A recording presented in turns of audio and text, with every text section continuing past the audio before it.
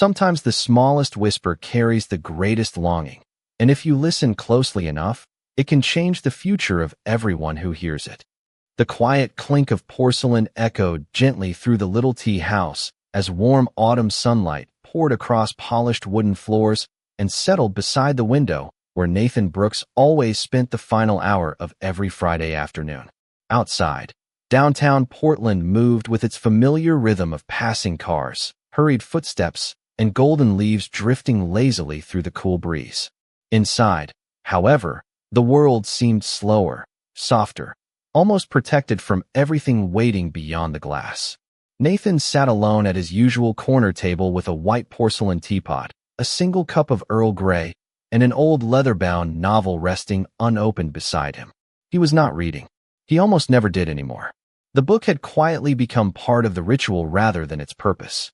His faded navy sweater, neatly pressed khaki pants, and polished brown shoes reflected a man who believed ordinary routines deserved the same respect as extraordinary moments. The silver wedding band still resting on his left hand caught a beam of afternoon light before disappearing beneath the sleeve of his sweater. Across the room, the front door opened, allowing cool autumn air to sweep gently through the tea house. Four little girls hurried inside together, each wearing matching burgundy dresses and small cream-colored cardigans, their identical faces glowing with childhood curiosity.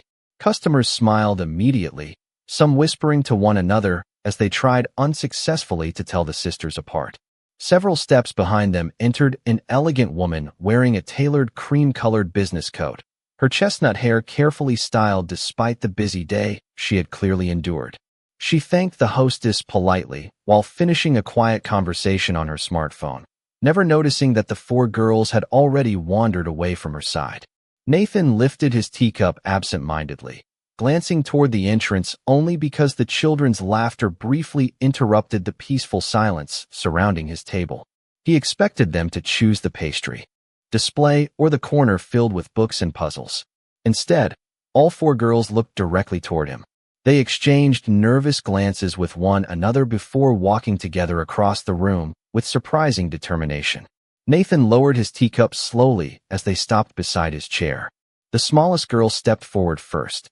She clasped both hands together, looked back once toward the elegant woman still speaking softly near the entrance, then leaned close enough that only Nathan could hear her voice. "Please," she whispered, her tiny voice trembling with innocent hope. "Would you pretend you are our father for just a little while?" Nathan froze completely. The warm porcelain cup remained suspended halfway between the table and his lips. For several long seconds, he simply looked into the little girl's bright blue eyes, searching for some sign that this was a childish game or an innocent misunderstanding. Instead, he found only sincerity. Behind her, the other three girls waited quietly, their hopeful expressions carrying a longing no child should ever have to explain. Nathan glanced toward the elegant woman across the room. She was ending her phone call, completely unaware that her daughters had gathered around a stranger. He looked back at the little girls and spoke as gently as he could. "Why would you ask me something like that?" The smallest girl lowered her eyes before answering in a whisper even softer than before. "Because you look like someone who would never leave." Those simple words settled silently between them with a weight that reached far beyond childhood innocence. At that exact moment, the elegant woman finally turned toward the dining room. Her eyes immediately found the four girls surrounding Nathan's table. Surprise crossed her face, followed by concern. She took one instinctive step toward them, ready to apologize and call them back. Then she stopped. Nathan was not uncomfortable. He was not annoyed. He was simply listening with quiet patience, giving four frightened little hearts his complete attention as though nothing else inside the tea house mattered. She remained perfectly still, watching a moment she could not yet understand, never. Imagining that one whispered request inside an ordinary tea house was quietly beginning to rewrite the future of every life gathered there that afternoon. Nathan Brooks had never imagined that a simple cup of tea could become the quiet anchor that held the pieces of his life together. Every Friday afternoon followed the same gentle rhythm. At precisely 4 o'clock, he locked the front door of Brooks Watch Restoration, adjusted the small wooden sign that read "Closed until Monday morning," and walked 3 blocks toward the little tea house overlooking the city park. Most customers believed he chose that place because of the excellent tea. Melissa, the waitress who had known him for years, quietly understood the truth. He came because the silence there felt comforting instead of empty. 6 years earlier, Nathan had stood beside the hospital bed where his wife had taken her final breath after a sudden illness that no amount of hope or determination had been able to change. Since that day, every decision he made carried one simple purpose. Their son Benjamin would grow up remembering love more clearly than loss. Benjamin was 11 now, spending the week at a science camp near Mount Hood, where he enthusiastically built model rockets and learned about the stars. Nathan smiled every time he thought about the excited phone call he had received that morning. Benjamin had proudly announced that his team won the engineering challenge. Nathan promised they would celebrate together the following weekend with homemade pancakes and an afternoon repairing antique clocks. That promise alone made the quiet house feel a little less lonely. The watch repair shop reflected the same careful patience that defined Nathan himself. Hundreds of restored timepieces lined polished wooden shelves. Antique wall clocks ticked softly in perfect harmony while brass gears, tiny springs, and precision tools rested neatly across his workbench. Every repaired watch represented another opportunity to preserve someone's memories rather than simply fix a machine. Customers often remarked that Nathan treated every family heirloom as though it belonged to his own grandparents. He always answered with the same gentle smile. Time deserves respect because it never asks for anything in return. After closing the shop that afternoon, Nathan walked slowly beneath rows of maple trees already glowing with autumn color. Familiar shop owners waved as he passed, and he greeted each one warmly before continuing toward the tea house. Inside, Melissa welcomed him with her usual smile. "Your table is ready." Nathan thanked her quietly. She poured fresh Earl Grey into the white porcelain teapot before placing a small dish of lemon slices beside his cup exactly the way she always had. "Benjamin called today?" she asked. Nathan's eyes brightened. "He did. Apparently, I may be raising an engineer instead of a watchmaker." Melissa laughed softly. "That sounds like a wonderful problem." Nathan settled into the familiar chair beside the window, wrapped both hands around the warm porcelain cup, and watched golden leaves drift across the sidewalk outside. The quiet conversations surrounding him blended with gentle piano music floating through hidden speakers, creating the peaceful atmosphere he had grown to treasure. He believed some places carried a special kind of grace because people entered them hoping to slow down rather than hurry ahead. Nathan closed his eyes for one peaceful breath before opening them again, just as the front door quietly swung open.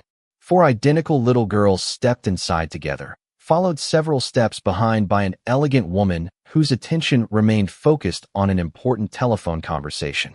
Nathan had no reason to believe this Friday would be any different from the countless Fridays before it. He had no way of knowing that within only a few moments, the ordinary routine that had gently carried him through years of healing would quietly become the beginning of an entirely new chapter. Charlotte Bennett had built an empire by understanding one simple truth. Time was valuable, and every second had to be used wisely. As the chief executive officer of Bennett Capital, she managed one of the most respected investment firms in the country, leading thousands of employees and making decisions that influenced communities far beyond the walls of her office. Yet every evening, after the meetings ended and the city lights reflected against her apartment windows, Charlotte returned to the one role that mattered more than any title she had ever earned. She was a mother. 7 years earlier, shortly after the birth of her quadruplet daughters, Charlotte lost her husband and found herself learning how to balance grief, responsibility, and motherhood all at once. Emma, Ella, Evelyn, and Emily grew up surrounded by love, comfort, and opportunity, but there was one thing money could never provide: the feeling of having their father beside them. Charlotte never allowed the girls to believe they were missing something. She shared stories about their father, showed them old photographs, and reminded them that love does not disappear simply because someone is no longer present. Still, she understood the quiet questions that appeared in their eyes whenever they saw other families together. "What was Daddy like?" they often asked. Charlotte always answered with warmth. "He was kind. He was patient. He loved you before he ever met you." Those words were true, but she knew memories could only reach so far. That Friday afternoon had been especially demanding. Charlotte had spent hours in executive meetings discussing company expansion before reviewing reports that filled several hundred pages. Yet when her assistant reminded her about the girl's promise to visit the tea house after school, she immediately cleared her schedule. No business achievement was worth missing those moments. As they walked through downtown Portland, the four girls carried books from a nearby bookstore and excitedly discussed their favorite stories. Charlotte smiled while listening, grateful for the rare afternoon where she could simply be their mother instead of a corporate leader. When they entered the little tea house, she received one final business call. "Please move the meeting to Monday morning," she said calmly. "This afternoon belongs to my daughters." She ended the call and placed her phone inside her handbag. Only then did she notice something unusual. The girls were no longer beside her. Charlotte looked across the room and immediately found them gathered around a man sitting alone near the window. Her first instinct was concern. She started walking toward them, ready to apologize and gently bring them back. Then she stopped. The man was not reacting with discomfort or confusion. He was simply listening. Nathan Brooks sat quietly at the table, his expression calm and patient as the four girls spoke to him with complete trust. Charlotte watched carefully as Emma, Ella, Evelyn, and Emily stood around him, their faces carrying a mixture of hope and nervousness. She knew her daughters. They were polite, thoughtful, and usually cautious around strangers. They did not approach people without a reason. Something about this man had made them feel safe. Charlotte remained several steps away, observing before deciding what to do. For the first time in years, she saw something she had quietly wished for but never expected to witness. Her daughters were not searching for a memory of their father. They were experiencing the comfort of feeling protected and understood in the present moment. And as Charlotte watched the quiet stranger beside the window, she had no idea that his simple kindness would soon become the missing piece her family had been searching for. The four little girls stood quietly around Nathan Brooks' table, each one looking at him with the kind of trust that usually took years to build. Nathan gently placed his teacup down and gave them his full attention. He had spent enough years repairing delicate watches to understand that the smallest things often carried the greatest meaning. A tiny gear could stop an entire clock. A simple moment could change an entire life. "Can you tell me why you need me to pretend?" Nathan asked softly. His voice carried no judgment, only curiosity and kindness. Emma looked at her sisters before answering. "Because everyone thinks our family is perfect because mommy is successful." She paused, searching for the right words.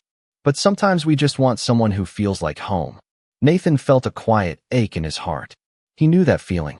He had spent years learning how to live with the empty chair at his own dinner table. He lowered himself slightly so he was closer to their height. "I think every family has moments when they wish things were different," he said gently. "But that does not mean the love you have is not already enough." The girls listened carefully, their expressions softening. Emily reached for his hand with innocent trust. "Will you just sit with us?" she whispered. Nathan looked across the room toward Charlotte. She was still standing nearby, clearly surprised but no longer worried. Her eyes met his, and he gave a small reassuring nod. Charlotte slowly approached the table. "I am sorry," she said warmly. "My daughters should not have interrupted your afternoon." Nathan smiled. They were not interrupting. They were asking for kindness. Charlotte glanced at her daughters, then back at him. Most people would have been uncomfortable. Nathan shrugged gently. Children are usually honest about what they need. Adults sometimes forget how to be. Those words stayed with Charlotte longer than she expected. She had spent years surrounded by executives, advisors, and people who carefully chose every sentence around her. Yet this quiet man sitting beside a cup of tea spoke with a sincerity that felt rare. Nathan pulled an empty chair closer. "Would you and your daughters like to join me for a few minutes?" Charlotte hesitated. She was careful with her children. She had learned that trust should be earned, not assumed. But as she watched Nathan interact with the girls, she saw something she could not ignore. He was not trying to impress them. He was not seeking approval. He was simply present. "Only for a few minutes," she agreed with a gentle smile. Melissa, the waitress, immediately brought extra cups and a plate of small pastries. The four girls sat beside Nathan, their earlier nervousness replaced by laughter. He asked about their favorite books, their school projects, and the things they hoped to learn someday. He remembered each answer as though every detail mattered. Across the table, Charlotte quietly observed. She had introduced her daughters to successful people talented professionals, and respected members of the community. But she had never seen them relax this quickly around anyone. Nathan treated them not as children needing attention, but as people whose thoughts deserved respect. When Emily accidentally dropped the spoon, Nathan simply smiled and handed her a napkin. "Everyone makes small mistakes," he said. "The important thing is how kindly we fix them." Charlotte looked down at her tea, unexpectedly emotional. She realized she had been searching for someone who could give her daughters everything money could not buy. Patience, presence, a feeling of being understood. And sitting across from her was a man who had offered those things without even knowing who she was. Charlotte remained at the table long after the tea had grown cooler, quietly watching a moment she had never expected to see. Her 4 daughters were laughing freely with Nathan, not because he was entertaining them with expensive gifts or impressive stories, but because he made them feel important. He listened when they spoke. He remembered small details. He treated their dreams as seriously as any adult conversation. For years, Charlotte had tried to give her daughters everything she could. The best schools, the safest home, every opportunity available. Yet she understood something while watching Nathan that afternoon. Children did not only need things. They needed someone who noticed them, someone who stayed, someone who listened. When the girls finally became distracted by a puzzle Melissa brought from the children's shelf, Charlotte found a quiet moment to speak with Nathan. "I really should thank you," she said softly. "You did not have to do any of this." Nathan looked slightly surprised. They only wanted someone to talk to. Charlotte smiled faintly. Most people would have found the situation unusual. Nathan glanced toward the 4 girls before answering. "Maybe, but children usually know when they need kindness." His simple response stayed with her. Charlotte had spent years surrounded by people who carefully considered every interaction with her because of her position. As the CEO of Bennett Capital, she was accustomed to conversations filled with strategy, negotiation, and hidden intentions. Nathan was different. He had no idea who she was professionally. He did not know the size of her company or the influence behind her name. He only knew she was a mother whose daughters needed a little patience. "You are very good with children," Charlotte said. Nathan smiled gently. "I have a son." She looked interested. "How old?" 11. "His name is Benjamin." A quiet warmth appeared in Nathan's expression when he spoke about him. "He is at science camp this week. He wants to build rockets, repair machines, and probably become smarter than his father before he is old enough to drive." Charlotte laughed softly. "That sounds like a wonderful problem to have." For a moment they both became quiet. There was something familiar in the way they spoke about their children. Both understood the feeling of carrying responsibility while trying to protect young hearts from the difficult parts of life. Charlotte noticed the silver wedding band on Nathan's hand, but did not ask immediately. Some stories needed permission before being shared. Instead, she simply said, "Your son is lucky to have you." Nathan looked down at his tea. "I hope so. I just try to give him what every child deserves. A place where he knows he belongs." Those words touched Charlotte more deeply than she expected. She had built a company from the ground up, but building a home for her daughters had always been the greater challenge. Before leaving, the 4 girls returned to Nathan's table to say goodbye. Each one thanked him in her own way. Emma thanked him for listening. Ella thanked him for remembering her favorite book. Evelyn thanked him for asking about her drawings. Emily simply hugged his arm gently and whispered, "Thank you for making today feel normal." Nathan smiled softly. "You are welcome." As Charlotte gathered her daughters, she looked back one final time. Nathan was already returning to his quiet cup of tea, as if nothing extraordinary had happened. He did not realize that a few simple words and a little patience had created a memory her family would carry for years. Charlotte walked out of the tea house, knowing one thing with complete certainty. She wanted to meet this remarkable man again, not because he had impressed her, but because he had reminded her that the most valuable qualities in life are often the ones money can never purchase. The following Friday arrived with a gentle autumn breeze moving through the streets of Portland, and for the first time in years Nathan Brooks found himself looking forward to something beyond his quiet routine. He still closed Brooks Watch Restoration at 4 o'clock. He still walked the same 3 blocks toward the little tea house. He still chose the same corner table beside the window. Yet something felt different. The silence that once felt like a reminder of what he had lost now carried the possibility of something new. When Nathan entered the tea house, Melissa greeted him with a knowing smile. "Your table is waiting," she said warmly. Nathan smiled and glanced toward the window. I suppose some habits are difficult to change. Melissa placed a fresh white porcelain teapot on the table. Some habits become traditions. Nathan looked at her curiously, but said nothing. Only a few minutes later, the front door opened, and familiar laughter filled the room. Emma, Ella, Evelyn, and Emily walked inside holding hands, followed closely by Charlotte Bennett. The girls noticed Nathan immediately, and their faces brightened. "He is here," Emily whispered excitedly. This time they did not run across the room. They walked carefully, remembering their manners, but their happiness was impossible to hide. Nathan stood as they approached. "Good afternoon, ladies." The four girls smiled proudly. "You remembered us," Ella said. Nathan smiled. "I remember people who make my Fridays more interesting." Charlotte reached the table moments later, offering a warm but slightly apologetic smile. "I hope we are not interrupting your peaceful afternoon again." Nathan shook his head.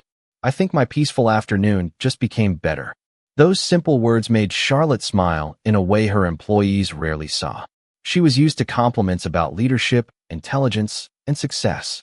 She was not used to someone appreciating her presence without knowing her position. Melissa quietly brought extra cups before anyone asked. Soon the small corner table became a place filled with tea, pastries, children's stories, and gentle laughter. Nathan listened as the girls described their week at school. Emma explained a science project. Ella shared a drawing she had created. Evelyn talked about a book she wanted to read. Emily proudly announced that she had learned a new song on the piano. Nathan responded to each story with genuine interest, asking questions and remembering details that most adults would overlook. Charlotte watched silently from across the table.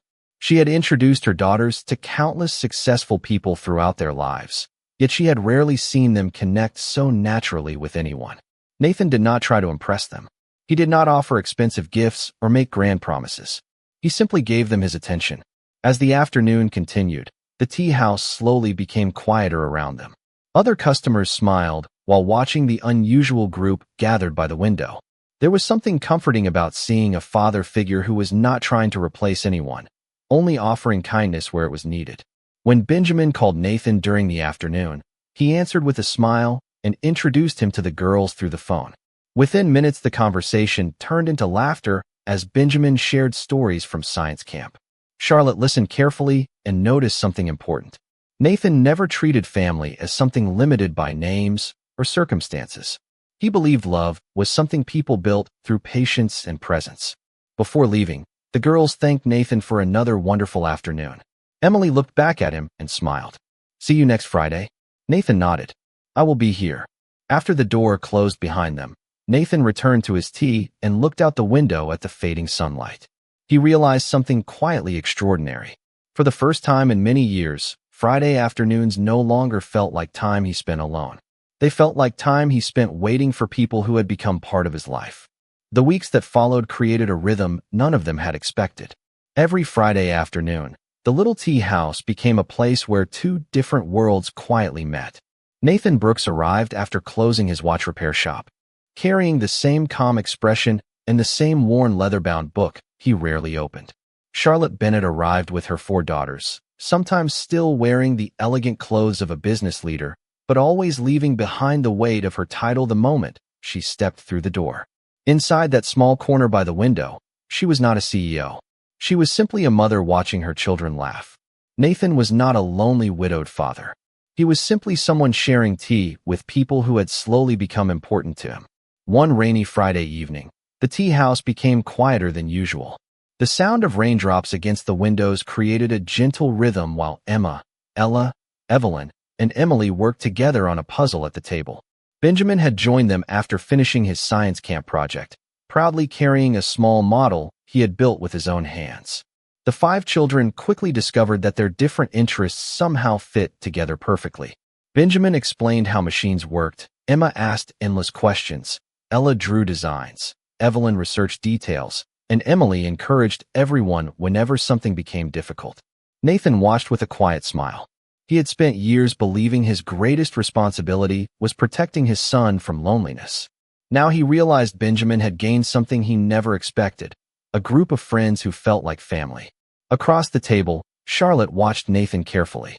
She noticed the small things most people missed. The way he always made sure every child had enough attention. The way he listened completely before answering. The way he never interrupted their excitement, even when 5 voices spoke at once. "You are very patient," Charlotte said softly after the children became distracted. Nathan smiled. "Children are not difficult when you remember they are simply trying to be understood." Charlotte looked down at her tea for a moment. "I used to think providing everything was the same as giving everything." Nathan waited quietly, allowing her to continue. "I built a company because I wanted security for them. I worked harder because I wanted them to have opportunities. But sometimes I wonder if I was so focused on building a future that I forgot to enjoy the present." Nathan looked toward the children laughing together. "The present is usually where the important memories are made." Those words stayed with Charlotte. She had spent years surrounded by people who admired her success, but rarely saw the person beneath it. Nathan never asked about her company. He never searched her name. He never treated her differently because of her position. He only saw a mother doing her best. "You know," Charlotte said with a small smile, "you still do not know what I do for a living, do you?" Nathan looked genuinely confused. "Should I?" She laughed softly for the first time that evening. "Most people would want to know." Nathan shrugged gently. "I know what matters. You love your daughters. They trust you. That tells me more than any title could." Charlotte became quiet. In a world where everyone measured her by achievements, investments, and influence, this simple man measured her by kindness. Later that evening, as they walked toward the entrance, Emily reached for Nathan's hand. "Are you coming next Friday too?" she asked. Nathan smiled. "If the tea house is still serving tea, I will be there." The little girl nodded happily. Charlotte watched the moment with a peaceful expression. She understood then that something rare had entered their lives. Not a replacement for what they had lost, but a reminder that healing sometimes arrives through unexpected friendships, quiet conversations, and people who choose to stay. As the seasons slowly changed, the little tea house became more than just a place where people came for a warm drink. For Nathan Brooks and Charlotte Bennett, it became a quiet reminder that some of the most meaningful connections in life are created through ordinary moments.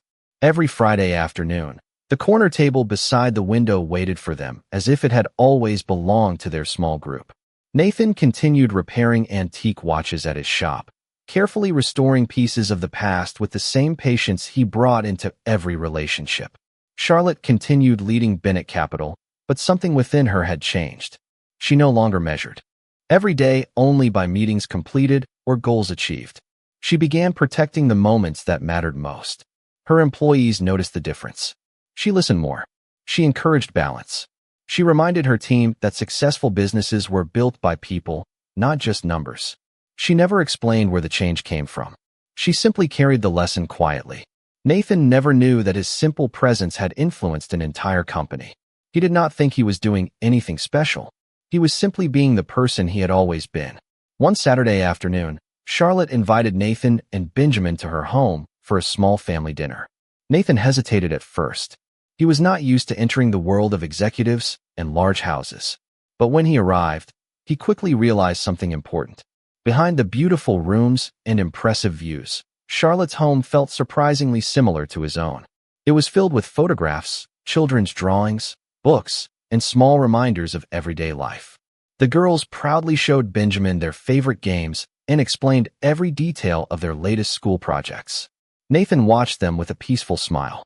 He had once worried that Benjamin would grow up missing the experience of having siblings. Now he watched him laugh with 4 sisters who had entered his life unexpectedly. Later that evening, Charlotte found Nathan standing near a shelf filled with old family photographs. "You are thinking about your wife?" she said gently. Nathan nodded. "Sometimes memories arrive when you least expect them." Charlotte looked at the photograph beside him. "I understand that." For a moment, neither of them spoke. They did not need to explain the kind of loss that changes a person forever. They both understood. "I used to believe moving forward meant leaving the past behind," Charlotte said quietly. Nathan looked toward the children playing in the next room. "Maybe moving forward means carrying the best parts with you." Charlotte smiled. That simple sentence felt like something she had needed to hear for years. Their relationship continued growing without pressure or expectations. Nathan never tried to replace the father figure the girls had lost. Charlotte never tried to change the quiet man who had already taught her so much. They simply became two people who made each other's lives lighter. The children noticed before anyone else did. Benjamin started calling the girls his sisters. The girls started saving a seat beside Nathan every Friday. Emily once asked Charlotte why Nathan always seemed happy when he was with them. Charlotte smiled before answering. Because he knows something very important. Family is not only about where we come from. It is also about who chooses to stay. And slowly, without dramatic announcements or grand promises, a new kind of family began forming. Not because anyone was trying to replace what had been lost, but because everyone had discovered something they never expected to find. Sometimes healing does not arrive by erasing old memories. Sometimes it arrives by creating new ones with people who remind us that love still has room to grow. 1 year later, the little tea house looked almost exactly the same as it had on the afternoon when 4 little girls walked across the room and changed the direction of 6 lives forever. The wooden tables still carried the same warm shine. The porcelain cups still created the same gentle music whenever they touched the saucers. The large window beside the familiar corner table still allowed golden afternoon sunlight to fill the room with quiet comfort. But one thing had changed. Nathan Brooks was no longer sitting there alone. Every Friday afternoon, the table beside the window was prepared for 7 people. Nathan usually arrived first after closing Brooks' watch restoration, carrying his familiar leather-bound book and his peaceful smile. Moments later, the door would open and laughter would enter before anyone else. Emma, Ella, Evelyn, and Emily would rush inside with Benjamin close behind them, each child eager to share stories about school, hobbies, and the small discoveries that filled their week. Charlotte Bennett always followed a few steps behind, watching the scene with a smile that revealed a happiness she had once believed was impossible to find again. The world still knew her as the successful CEO of Bennett Capital, a woman who led a powerful company and made decisions affecting thousands of people. But inside the tea house, none of that mattered. She was simply a mother watching her children feel completely at home. Nathan was simply the man who had once been sitting alone with a cup of tea and somehow became part of their family story. Melissa often smiled when she saw them enter. She remembered the quiet man who used to spend every Friday afternoon alone by the window. She remembered the first day when 4 little girls gathered around his table with a request that changed everything. Now she watched those same children argue playfully over pastries, laugh over board games, and save a chair for Nathan before he even arrived. Some miracles announced themselves loudly. Others arrived so quietly that people only recognized them after their lives have already changed. Nathan and Charlotte never rushed their relationship. They never tried to force a perfect ending. They simply continued choosing kindness, patience, and presence every single day. Their children taught them that family was not defined only by tradition or circumstances. It was built through the people who showed up, listened carefully, and stayed when life became complicated. One evening, as the tea house prepared to close, Nathan looked around the table and noticed something that would have seemed impossible years earlier. Benjamin was helping Emily finish a drawing. Emma and Ella were sharing a book with Evelyn.